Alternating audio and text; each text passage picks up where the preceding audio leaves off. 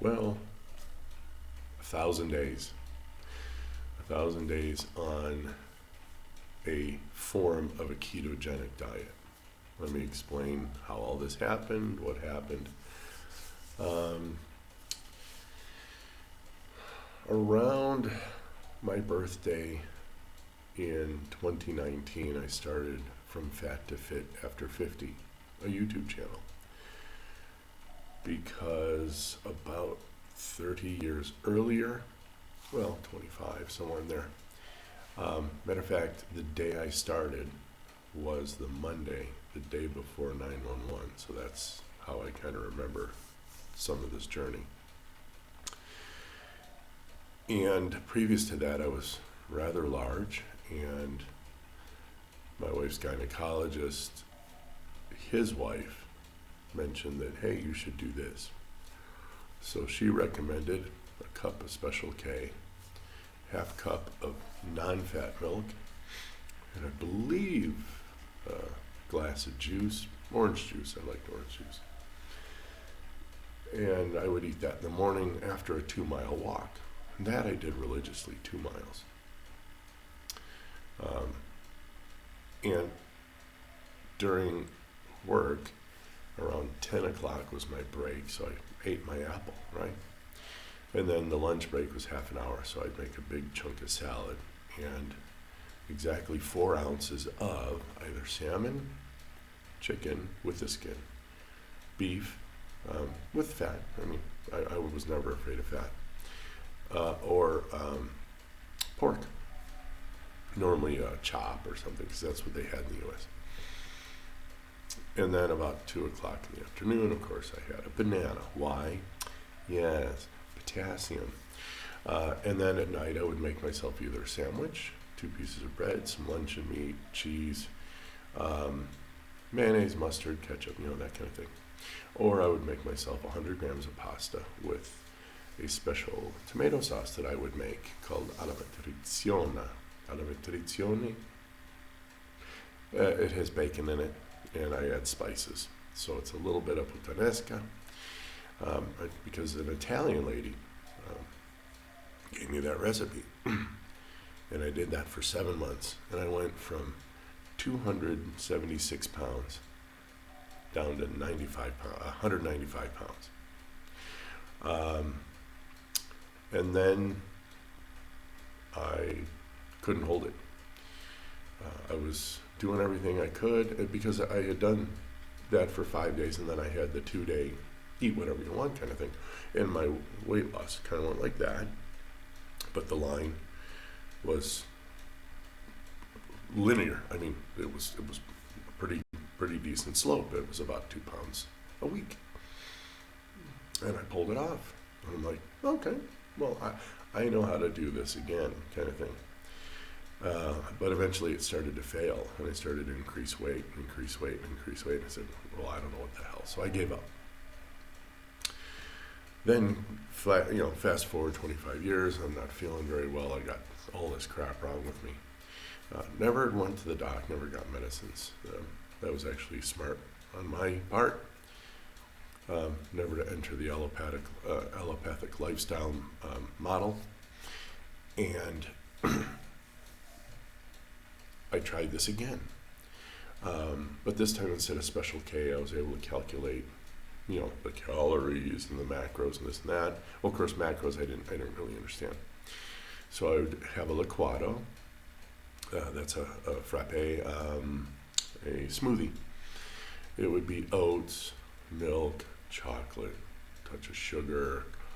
I believe I added amaranth, the little teeny white seeds or whatever. And I think some almonds. I mentioned oats, and then I would put that down, and then I'd have my apple. And then I would eat less portion-sized dinner. Oops, error. And then I would have, obviously, banana.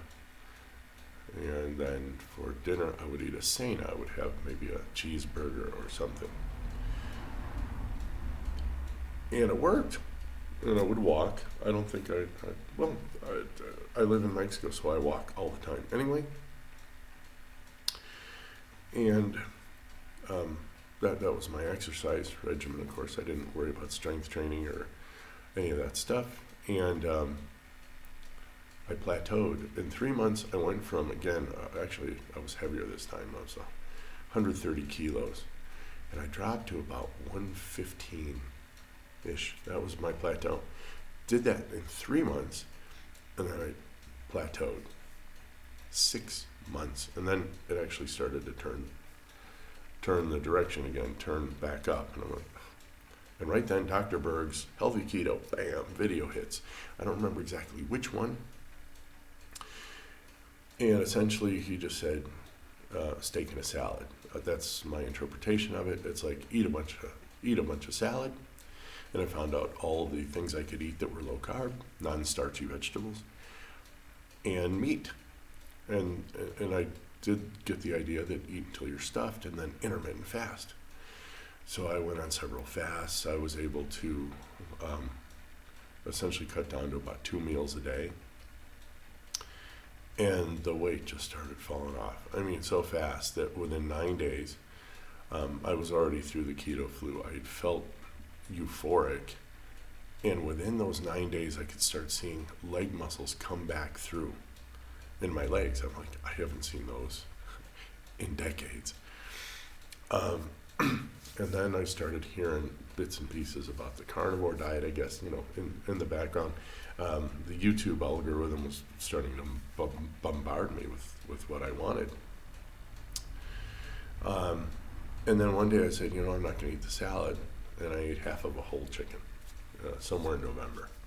And that was the start of carnivore.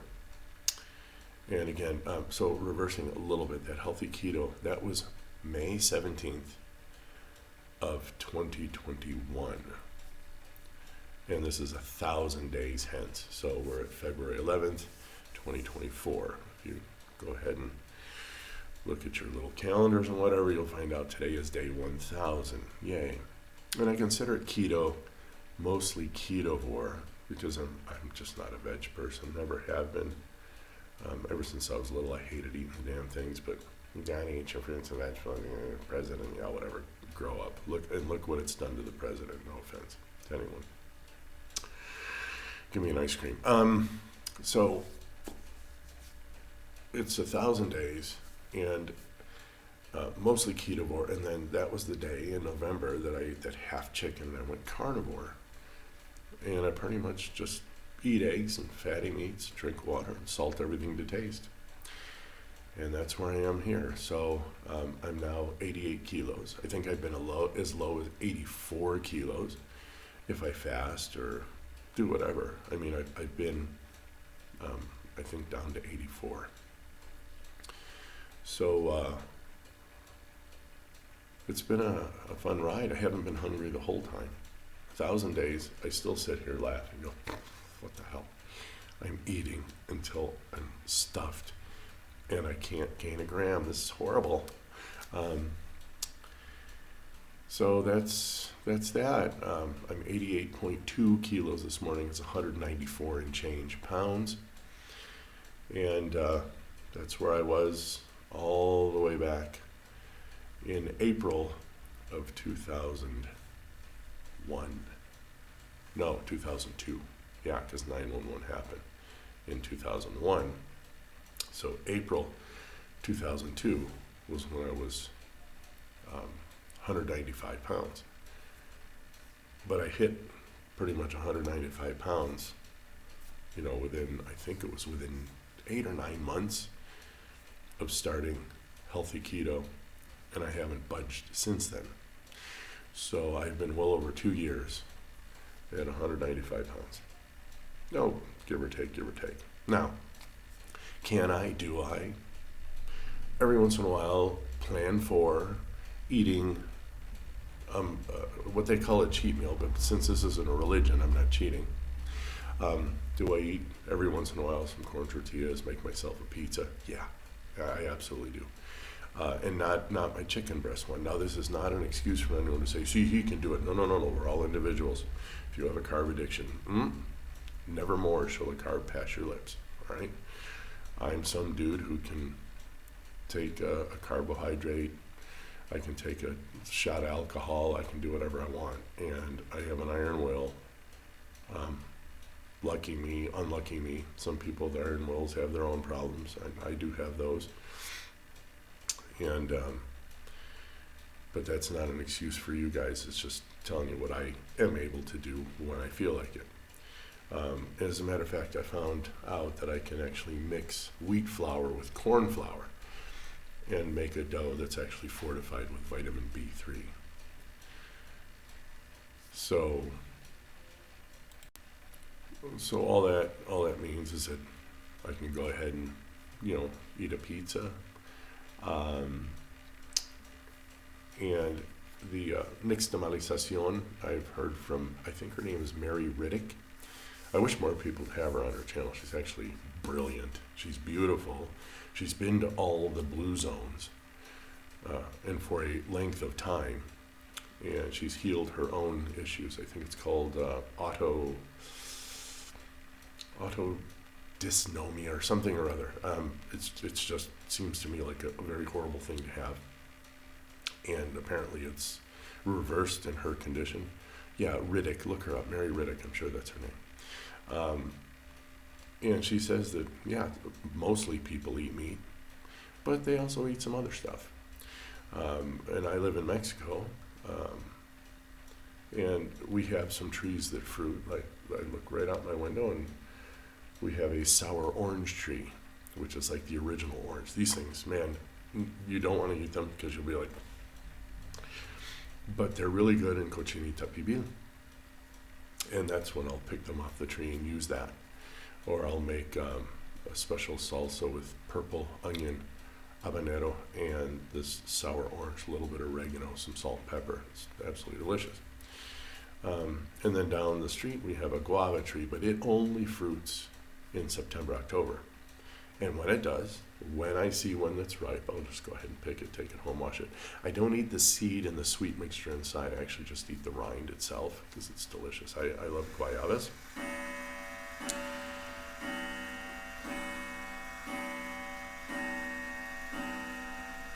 Yeah, see, it's 8 o'clock, and I've been up since 7. Another thing is I sleep really well. I go to bed maybe 9 o'clock, and then I wake up at first light. Oh well. Life's good on circadian rhythm, and I eat now OMAD every day at about solar noon, maybe a little after. Lately, solar noon's about 1:03 in the afternoon here, so I eat about 1:30. And that's it. I just eat one meal a day, 6 to 8 eggs, sometimes 10, depending on if I make cloud bread or whatever. And then my meat, I just eat until I'm done, and then I put the meat in a tupper and I throw it in the fridge, and that's it. And I don't think about it anymore. I don't eat cena. That's typical in Mexico, about 8 o'clock in the afternoon, evening. And I definitely don't eat breakfast. So the earliest I'll ever eat is maybe we'll go out and get some quesadillas or something in the morning. And this is a pretty big flap of corn dough, but it has a lot of cheese. And this guy just loads the meat up, and then I throw a bunch of salsa on it, and I think it's delicious. And then I eat the salsa, the meat, and the cheese first. Then I'll roll up the tortilla and munch that at the end, just to keep from the spike. I don't really support the knowledge base of the glucose goddess, if you ever look her up, because she's young, and things are different between her age and I'm almost 60, right? So we have different bodies at this point, but I do like the idea of not having that spike, eating a carb on an empty stomach, for example. Always eat a bunch of fat, eat some meat, and then at the end, if you want to eat the bread or the tortilla or whatever. Again, not recommending it. Not everyone can handle it, and so it's kind of a ramble here, but I'm just bits and pieces over 1,000 days. Well, you're going to have bits and pieces over 1,000 days. And when we go on vacation, I can go ahead and eat pretty much what I want. Again, mostly I'll stick to my eggs and my meat, unless we're going somewhere special, and then I'll always eat that thing that carb on the side, or I'll pick a carb-free deal. My favorite meal in the world is birria, and that's normally goat, lamb, ram, or beef, and it's tatemado, which means it's the literal barbecue, barbacoa idea, and they put it above the boiling liquid, so it steams. And with the herbs, it's got a lot of laurel in it, bay leaves, oregano, garlic. Okay, it's just really well seasoned. And sometimes they have liver, and sometimes they'll have the intestines, and even what we call criadillas. I'll let you use your imagination. It's a male animal body part aiding in reproduction.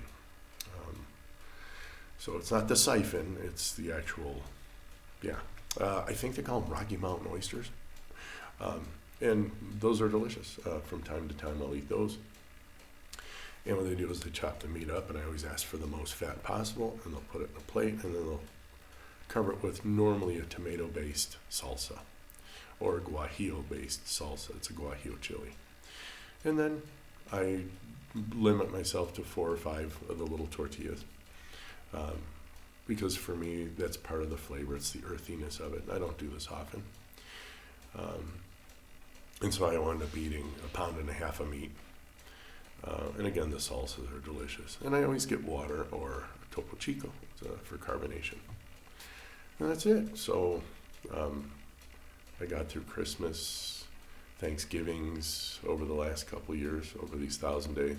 Never gained an ounce. Everyone's sitting there, nah. And I'm pretty well studied by now in this, having listened to all the giants upon whose shoulders I've stood. So if any of you has any questions, go ahead and give me a comment down below. I'll answer them the best I can, or point you to a resource where I learned it. I'll just tell you right now, my faves are Professor Barquet, Dr. Berry.